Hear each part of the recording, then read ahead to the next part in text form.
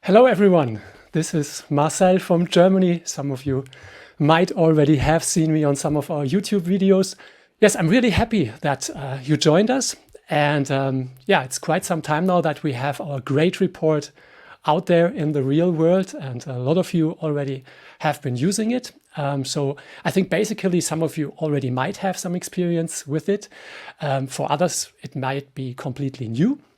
And yeah, hopefully I can do a session that is of interest for all of you. Yes, so let's start with some of our well-known PowerPoint slides, but don't be afraid, it should not be boring. So first of all, this wonderful term, great, what does it actually mean? It means Genelec room acoustic data evaluation. And of course, we have the other meaning like to get a grade for your room. So this is where it comes from. And from time to time, we use this as an internal joke all the time at Genelec. For example, this session has been great. So hopefully you will agree in the end that this webinar also had been great. First of all, how do you get your grade report? For those of you who are completely new to this topic, it had been introduced with GLM 4.2, so the latest release we have out there.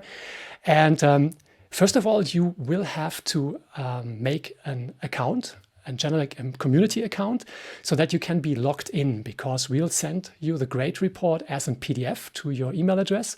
And of course, therefore, you will have to be logged in. So if you have not done this before you start to measure, just go for user, log in, and then yeah, it will display like you see now with Marcel Schechter. There should be your name, and then you can go for it. And the next step is then that it happens directly after you configured your setup. And if you are in the acoustic calibration of the group page, there is the start calibration button. And the moment you click this one, we'll have this new window. First of all, asking you for room dimensions. And then you have a checkbox on the right side saying generate grade report. And the moment you have this checked and you click on measure, shortly after that, usually it takes approximately, let's say 5 minutes, you will receive an email with the complete report. Why do we ask you for your room dimensions? Because we want to know how big your room is. No, actually we are using these numbers only for calculations that somehow refer to the time domain. So for example, if we think about the reverberation time of your room, it makes of course sense to know how large your room is. If your room is, for example, not a regular room, so you have some special things on the ceiling or it's not rectangular, don't worry about it. It's more about the basic volume so that we can simply have a reference for our values we show to you. And of course, all of this is not influencing the calibration at all, so you don't have to be worried. The calibration itself is completely independent from the room size you enter there. Yeah, and you will receive a PDF, which may contain quite a lot of pages depending on the size of your system. So if it's a stereo system, it will be approximately 25 to 30 pages. If you're running a 22.2, it can be way more. So we also had setups with way over 100 pages, because actually every single speaker or subwoofer, so every component of your setup is analyzed, and everything is shown to you in this report. And you see, we have the contents just showing you what you can find where. I will go through almost everything, but I will have a focus on certain things that are of interest. In general, it's always about how can we evaluate these results. First of all, hats off to Juha Holm, who somehow made this possible, because you'll realize that the report itself consists of texts explaining you what it's about and what specific paragraphs are about. And then it always shows diagrams and numbers. And it somehow feels like that somebody, took some time to write this for you. Actually, it's an automated process. Otherwise, we won't be that fast. So yeah, it's a really cool achievement from our R&D.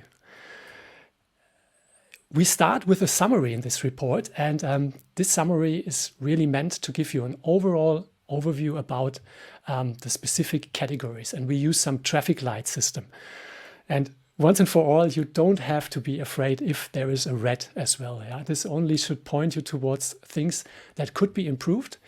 But in general, you don't have a huge problem if there's something in red. It's just that you could think about a few things. So the main categories you see here is the so-called operational room response. This is mainly about the frequency response at your listening position. Then we have early reflection level. We have early versus late sound ratio. This is something which is really important. I will show you later why this is so important. And actually, I think this is also really easy to understand. And then we have the so-called T60 flatness. So this means how long certain frequencies still are in your room. Or to put it easier, it's about the reverberance of your room. And then, as you know, we always care about notches in the frequency response. We have a category that's about deepest notch below 300 Hertz. So it's focusing on the bass range, as this is, causing most of the problems we have. And this is always shown for each monitor. Then we explain what each color means to you. So, for example, if you are above 90%, you will get the green in operational room response, and so on. And I'm absolutely sure some of you might see the red one as well. I can tell you that in the beginning we had been even more strict. So we had to discuss with R&D that we somehow adjust this to real world studios and real world approaches. So, for example, even I had some yellow and reds popping up, and actually I'm really happy with the system performance here. Let's start with something you are already familiar with, which is the frequency responses, because we show this for almost 15 years now within GLM. And let me add one thing in the beginning, because this is always something you should be aware of. In a lot of times we are focusing on things we can measure and numbers and diagrams and stuff like that. This is really helpful to get an overall feeling for the acoustical performance of a room or of a system. But of course, we still cannot somehow evaluate what you are actually hearing and how you feel what you listen to. Because this is somehow, of course, something that we cannot look into, because it's your brain processing what you're hearing. And it also has a lot to do with, for example, directivity of a speaker and how you somehow perceive this directivity. So, as said, diagrams and numbers you can measure are a really good basis to work with, but always also have in mind that there are a lot of other things that are more, simply done by your brain. And for example, also listening level can have a huge influence on how you perceive frequencies. You all know, I think, that we need way more SPL in the bass range to get the same feeling compared to mid and high frequencies. So, but now back to the things we can measure, frequency responses at your listening position. I will always do some comparison. So I will always show you multiple diagrams just to talk about what you can read from them. For example, on the left side, this is something I would be quite happy with, because as you can see, we have mainly boosts in the bass range caused by usually by modal influences. And of course, if you place the system close to the wall. But as they are just boosts, we can compensate for that using our filtering, which usually is always somehow subtractive, because I will say it once, and I think I will say it again. If there are deep notches, narrow notches, we cannot compensate for them with positive gain. We use some positive gain to some amount, for example here, to adjust the overall tonal balance, but a really narrow notch is usually caused by wall reflections and cancellations. And just think about it, if you would boost this frequency range, the reflection would still be there. So in the end, your amplifier will have to do a lot of stuff, but in the end, the result will still be a cancellation. You can also easily, find this out. Just try it out and measure it with Room AcouWizard. If you don't believe, our green graphs here, it's the truth. So notches are somehow something you should take care of with better positioning and acoustic treatment. So as said, I would be quite happy with that. Bass response looks great. I would somehow have to accept this one, because this can be, for example, be caused by a reflection from the floor. And That you can see ups and downs in the upper range is also absolutely normal, yeah? Because there are always things that are reflective. Let's say it's your console, it's your desk, and we are not doing anything in the higher mids and in the high frequencies, just because it also does not make any sense. Because this would mean if we, let's say we would compensate for something in the range of 2 or 3K, the moment you move your head slightly to one side, it's completely a different situation. So this does not make sense. We can simply rely on that we have, good directivity control and that our speakers are, of course, linear in that range. So we won't do any filtering. Other third-party solutions might do some filtering here. I would highly doubt if this makes any sense, because, we are not at the dentist. So you are not locked at one position. So you move. You are, for example, touching your outboard equipment, and we should always make sure that there is some listening zone you can work in, and this should not be, within a few millimeters. The response on the right side now is, for example, from an untreated room. This is my living room. You can clearly see there is a big modal influence here, and it's more than 17 to 18 dBs plus. We can compensate for that one, but then we have this huge notch here at approximately, it's 75. And this is, done so that you can see it. So this was a distance to a rear wall. And yes, as you might see, there is some positive gain here, which is done by our newer models. But still, of course, we cannot compensate for that. So this is something I would clearly think about. Hey, I need another placement for the speakers.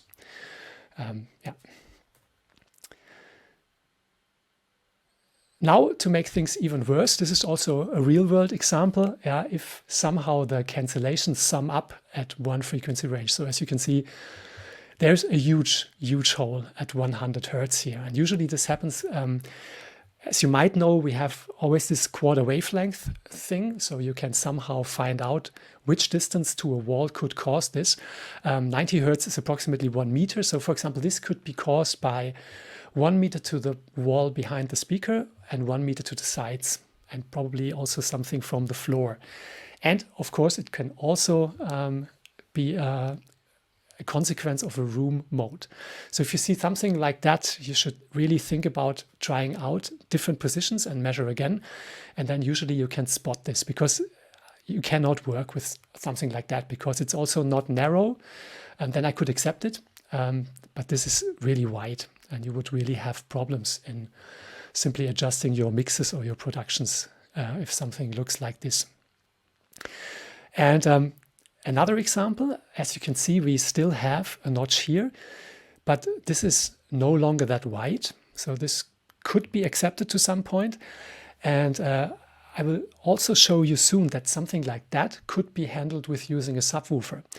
Because subwoofers usually can work, let's say, up to 100 hertz. And if we then make it possible that a subwoofer is linear in this range, we could live with this response from the speaker, because the subwoofer would somehow cover this area. As said, so always make sure that you find the best positioning for your subwoofer. Because if a subwoofer is linear in the end, so the green curve is linear, this is the perfect basis for using it for bass management. And then you can somehow almost freely decide what crossover frequency you should choose. And just to show it to you again, just a second. Yeah, let's see, we have this notch here. It's 90, 80, 70, for example. If I have a notch in the speaker's response at 70, of course, I should choose a crossover frequency that is higher than 70. For example, our default setting 85 or even higher. If you see things above 100, usually it's not possible to compensate for that with a traditional subwoofer. Then another option would be, just to mention it, our high-end systems like W371, which works with a dual woofer system, and then you can make use of different positions of the woofers. And for example, if one woofer is causing a notch, you can use the other. And the main advantage of these systems is that you can, let's say, choose a crossover frequency way higher. So for example, 250 or 300 hertz. This is what these things have been developed for. But yeah, don't be afraid. Usually there's also a good solution for the regular setups we have. Because these peaks and notches are of interest, we also offer you another view where you can simply see they are marked here with small arrows. And of course, we have a table.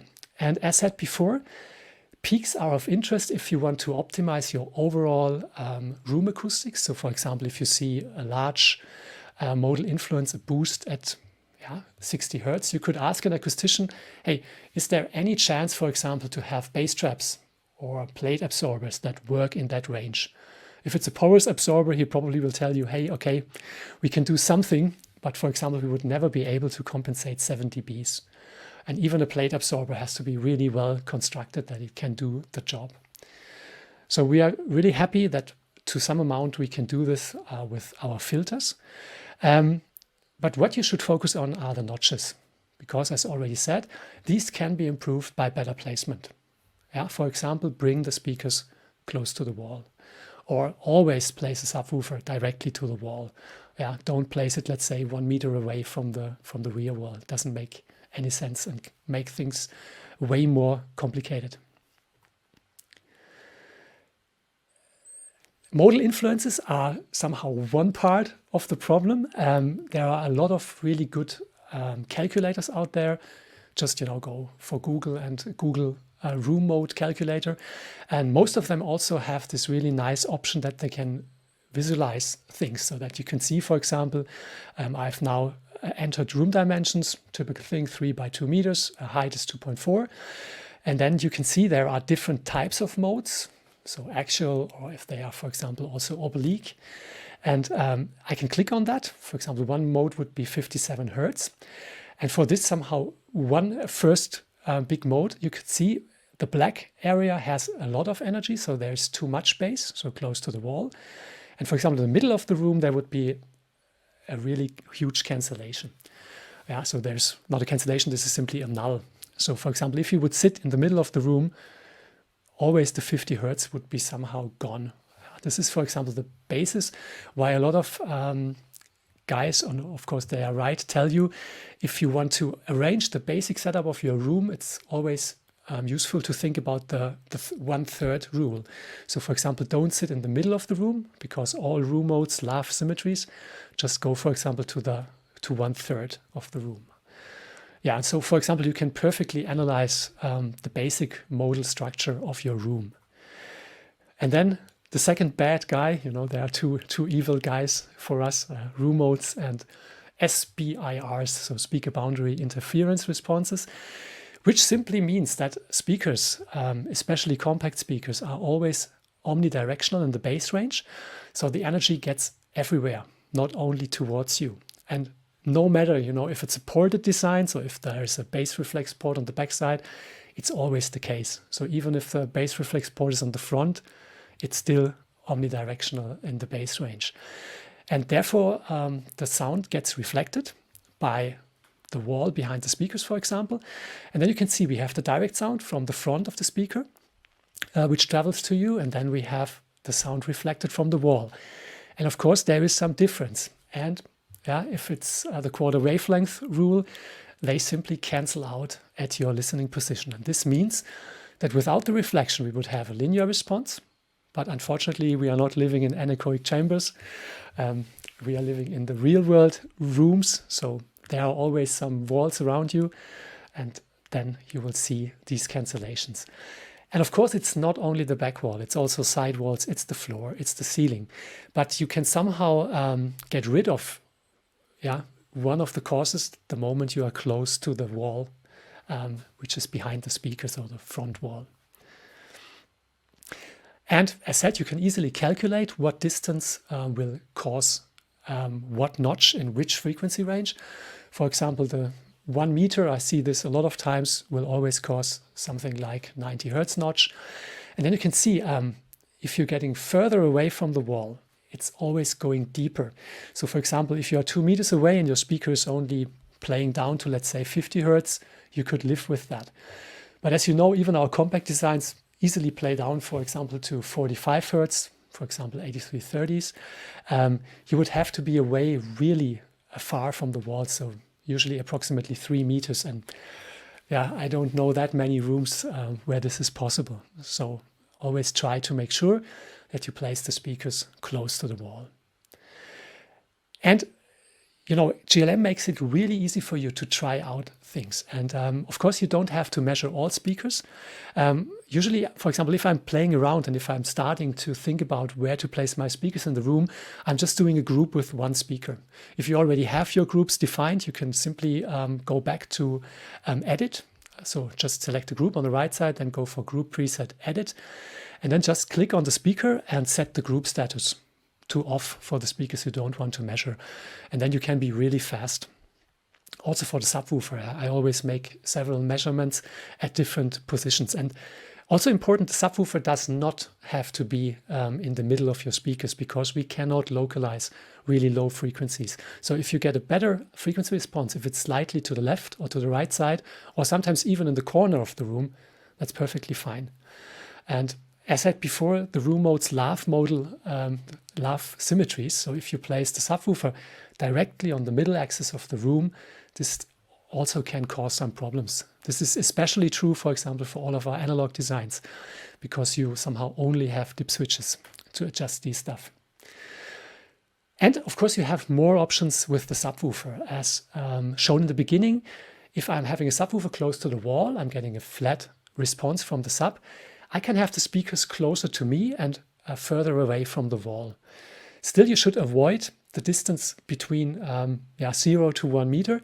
But if you are away, for example, 1.2, this was the 70 Hertz, then the subwoofer can take care of this range. Yeah, this is just to show you how I would somehow evaluate this from GLM. I would check the subwoofer's response. So happy with that, because it's linear up to 90. And this is my speaker, and it's approximately at 70 Hertz, 1.2 meter is causing this. I'm fine with that, because if I'm using bass management, this range is just played back by the sub, which is great. Check. The next thing we show you in the grade report for the first time is that we can show several responses at the same time, so you can compare. And of course, it usually, of course, makes sense that they are similar to each other. And don't get confused, we are using a really high resolution here. And for example, usually you smooth to 1/3 of an octave. Yeah, this is even a little more smoothing, but you can easily get an idea of that the speakers somehow perform on a similar level. And this simply makes the stereo image even better. And with chapter 4, we introduce something we never have shown to you before. This is the complete time domain. And of course, this has a huge influence on how you can listen to your system, and somehow also, of course, what your room is doing to the complete performance of the system. We start with something you should be aware of, that GLM always made time of flight compensation. In a stereo system, usually this should not be needed, because the speakers should have the same distance to you. Always think about, the triangle, and everything, should be at the same length. So for a stereo system, it looks almost identical. So we always look for the first spike. And then, of course, the table shows you, in that case, both is set to 0. If it's not set to 0 for you, there could be two reasons in a stereo system. First of all, for example, this microphone could be somehow off from the middle. Usually we have some tolerance there, so you can, of course, have it 1 or 2 centimeters off. But if you see something like that and you think, hey, I'm sitting in the middle of the speakers, I would sometimes manually set these values to 0 in GLM, and I will tell you that usually the stereo image gets better. It's something different, for example, if you are playing keyboards and you have a rack on the left side and you turn away, then of course it can make sense to use this time of flight compensation. You will still not have the perfect somehow phantom center, but it might be somehow the better listening experience. And time of flight compensation really is of interest the moment you have surround or immersive setups. So this is somehow looking like a children's thing and some painting. We could sell this as modern art, I think about. But this is also a real-world response from an immersive system. And of course, we know usually we don't have the same distance to surround speakers and to ceiling speakers. It should be a circle for surround, and it should be a globe for immersive, and usually this is not possible. And then after time of flight, you can see the first spike now is the same for all speakers. And the table then shows you what is done. For example, the speaker that is somehow the reference is in this example the right one from the front, from the top, which is just at 0. And then we have different time of flight compensations in milliseconds for the speakers. And the good thing about this is some of you might be the experts that already know we have, for example, a second mode in the 1 series called extended phase linearity. And this adds approximately 3 milliseconds. And this is, of course, also taken into account by GLM. So we know about this. And these numbers are always also referring to what the speaker's internal delays are. Therefore, we ask you, for example, to do firmware upgrades from time to time, just to make sure that GLM, knows the values from all speakers, and also that legacy models and older models somehow also know what's going on there. So this is not somehow to have something to play with you. That these firmware updates really make sense. Yeah. Early reflections, also something that is of high interest because early reflections can cause coloration. We'll see it on one of the next slides. Again, on the left side, I would be really happy with this response because actually there's only one early reflection that has a slightly higher level. It's still 10 dBs below our direct sound, which is okay. And then you can see it gets lower and lower with the time. Yeah, so this is the time, so basically just the time between direct sound and the reflection hitting the microphone. And on the right side now you can see this is once more an untreated room, way more early reflections at a higher level. And you can see this is somehow decreasing, and this is somehow almost on the same level. So clearly this room is more reverberant, and it's way harder, for example, to mix in a room like this. This is what happens with early reflections. They sum up. It's similar to what I've shown you with the speaker boundary interference, but now it's a different range of frequencies. And then you will simply have cum filtering. You can also try out something like that, just use, for example, let's say a desk or a book, and then change the angle while you're speaking. And you might realize that there are some changes sounding like, you're playing around with an equalizer. And this is the so-called cum filtering.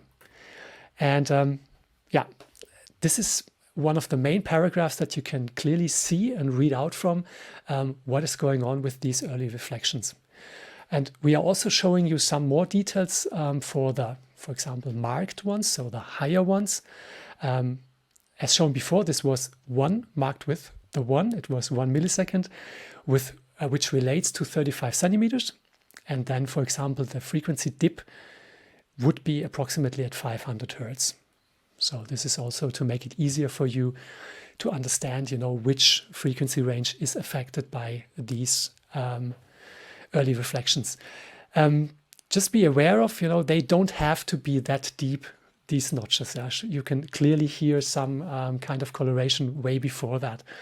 So always just listen in a critical way. For example, a typical really bad example would be you have a bookshelf on the right side, which somehow, of course, is causing some diffusion.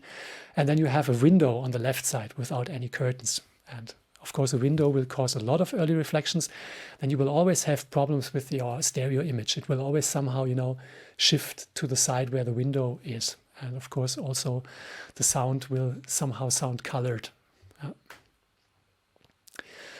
So what you can do, and this is really easy, this is somehow if you do nothing in my living room, just place absorbers at these first reflection points. And something like you can see in the back is perfectly doing the jobs. They can be made out of mineral wool or even some foams. Just ensure it should have some thickness. So this really thin stuff is doing nothing. It's just absorbing some high frequencies, but it should be at least, let's say, 5 to 10 centimeters thick. Then it's working down to usually at 400-500 hertz, which is fine for early reflections.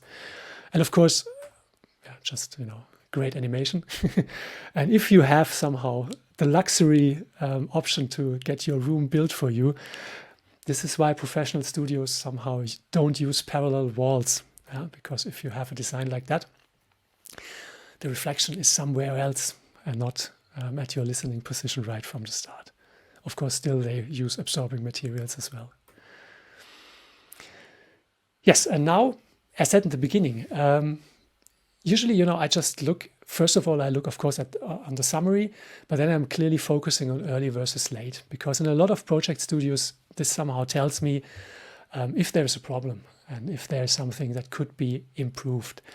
What we show here is the direct sound, so somehow what you are hearing really from the speaker in relation to the late sound, so everything that's past 20 milliseconds, so room reflections.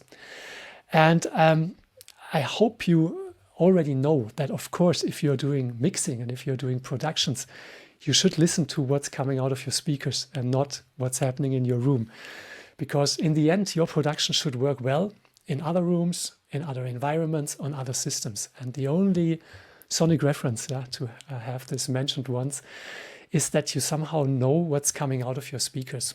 This is especially of interest, for example, if you're working with reverbs. Yeah, how would you judge a reverb? And for example, how much reverb you should use if your room is reverberant? And how should you somehow judge on the coloration of a reverb if it's your room causing that? And for example, if you want to adjust your microphones for the recording of something, you want to hear the real recording environment and not your room. So what's always important and what you should aim for is that this red line should always be below the green line. And you know, the larger this corridor is, the better. And of course, it gets harder in the bass range.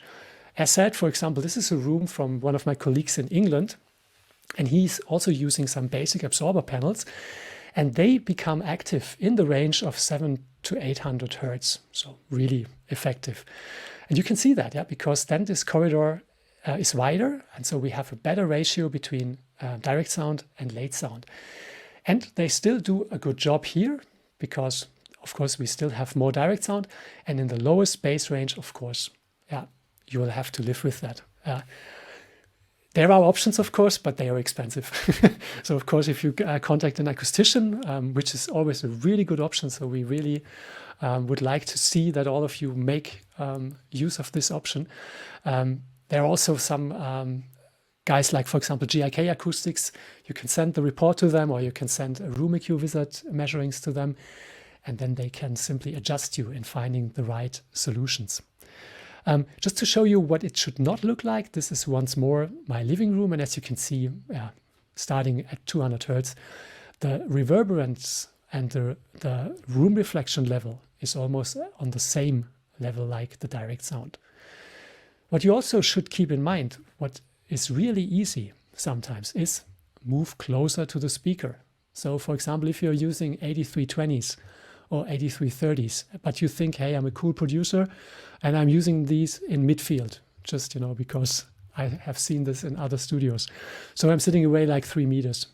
This is not a good idea, because still these are compact speakers and you will get way more direct sound if you are closer to them. Of course, you don't have to go for ultra near field, let's say 50 centimeters. You can do stuff like that with the ones if you like to. This is somehow then almost a headphones feeling. But always keep in mind, for example, compact size like 8320, 8330, try out below 1 meter. It will give you way better results. And if you really want to have midfield, like 2.5 to 3 meters, go for bigger speakers, because they are able to deliver more direct sound into your room. And especially if your room is not perfect, so if it's still reverberant, the closer you are to the speaker, the more direct sound you'll get. It sounds really simple, but a lot of people simply somehow don't think about it.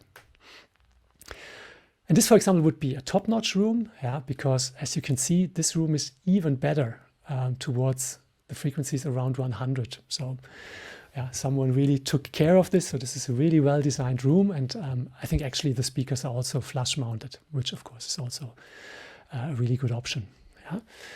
But as said, if you have the red line on the same level as the green line, Yeah. This might be okay for listening to music. So some hi-fi guys, for example, really like it. And this is fine because they also, are used to their room and they like this overall more ambient sound to everything.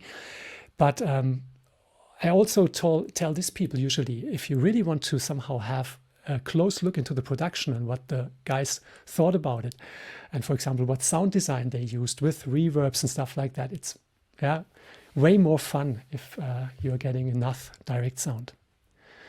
This is also something why we, for example, always tell you that a two-way speaker, you should always point towards your ears. We are not a fan of having these things, pointing somewhere. You can see this in a lot of hi-fi stuff that they don't point towards your ears. They are always angled somewhere else because they think, okay, then the heights are not that not heavy anymore for the ear. This is not the way you should do it.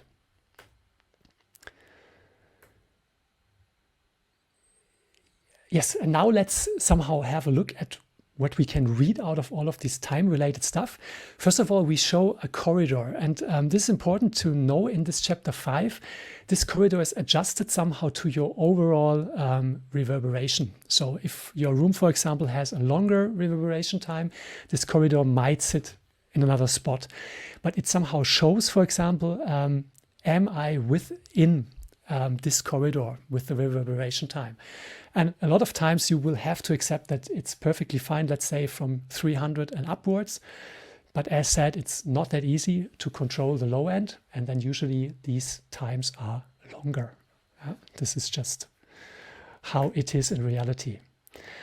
And also really useful for spotting these ringing frequencies. And of course, the influence of room modes are waterfall diagrams. You might have seen this before.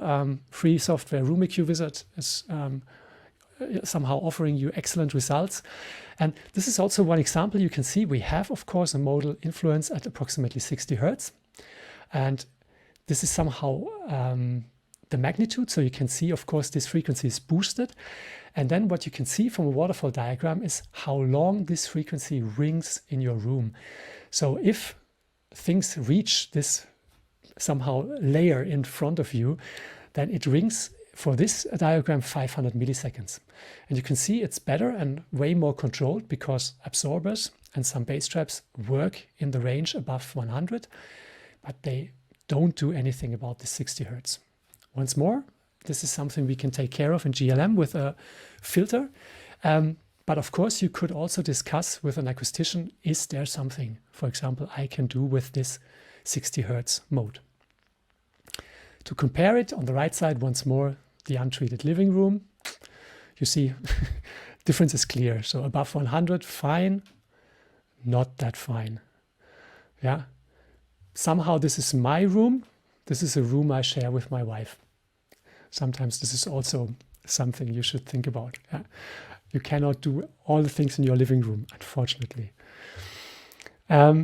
This is another way of showing these ringing, so the so-called decay of room resonances. So if you are using synths and stuff like that, you may already know this term decay.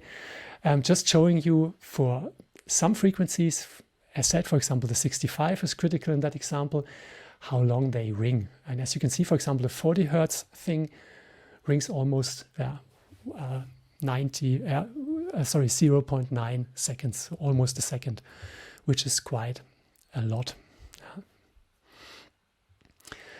And what we also always do, that we somehow show you the range. This is also color-coded, and this is a good summary. So you can also see, for example, the subwoofer, of course, is causing other room modes to ring. For example, in that range, it's also somehow causing a mode at 15 Hertz. And the speakers, of course, start above these frequencies. What is somehow a little special, and I was not so much into it before, it's the so-called Wavelet. If we use the Waterfall for spotting modal influences and the main resonances, we can use the Wavelet for spotting reflections. Because what you can see here is one axis is the frequencies, and then we have an axis showing the time in milliseconds for the reflections. For example, in that example, we have one stronger reflection also towards the higher frequencies at approximately 1 millisecond. And you can see that from that spike, which is at 1 millisecond. And of course, it's going way up to the higher frequency. So for example, this is something you could think about using some absorber panel. Just that I have talked about it, it's easy to somehow place absorbers on the sidewalls or on the ceiling. Really good way to do it. Always treat the ceiling. But if it comes to the floor, things get really complicated. And of course, you can also not cover your console or your desk completely. If there are things happening there, it's sometimes always, of course, it can be really helpful to have the speakers at ear level, first of all. And then sometimes you can play a little bit with the height of the speakers and, for example, tilt them down a little. Yeah, this can somehow have an influence on these early reflections. And of course, always make sure screens, of course, should always be placed that they are not affecting the sound field. This is something which is also not needed, and we don't want to have it. And of course, you can also see in these wavelets where there's a lot of energy happening. For example, still in the bass range, there is a high level simply because, we don't have anything that is absorbing it. Even good bass traps, it's not easy to design them that they are really effective below, let's say, 80 or 70 hertz. So to sum this up, this one still is okay because you don't see that many spikes, especially in the higher range for the early reflections. Living room, way more reflections. Probably you remember there had been, this was just marked with 1, and there we had, I think, at least 3 or 4 of them, and you can clearly see them at different times with these spikes going to the orange and yellow range. Just to show you a few examples what you can do with room treatment, as said before, this is really important. Of course, we can give you some basic feedback, but in the end, of course, this is a job of an acoustician, or you read a lot of books and you study some physics, then you can always calculate this yourself. Otherwise, just, look for the guys offering these things and always make sure that you see in which frequency range they are really effective. For example, this is an example from GIK, a broadband absorber for the bass range somehow. And still you can see, of course, this works really well, starting with 250 to, let's say, 100. But as said before, although it's a bass trap, it's not that effective, let's say, at 60. Simply not possible. And always, of course, simply know about it that you need more of these guys. So it's not only having one in each corner. Sometimes you will need 4, and really from the floor to the ceiling, that they work more effectively. And somehow the more advanced option is that you have plate absorbers that can be tuned somehow to a frequency. So this is somehow feather or spring feather. Sorry for the German word Feder. Spring mass principle. So that you have something that can move and that it's dampened by something else. And then, for example, for this one, you could see this one is tuned to 80 hertz. So it's way more effective at 80 hertz, but it's not that effective compared to a broadband absorber panel. And the standard absorbers, for example, panels I'm using here, which are great for reducing early reflections or, for example, flutter echoes, usually are effective, let's say down to 400 hertz.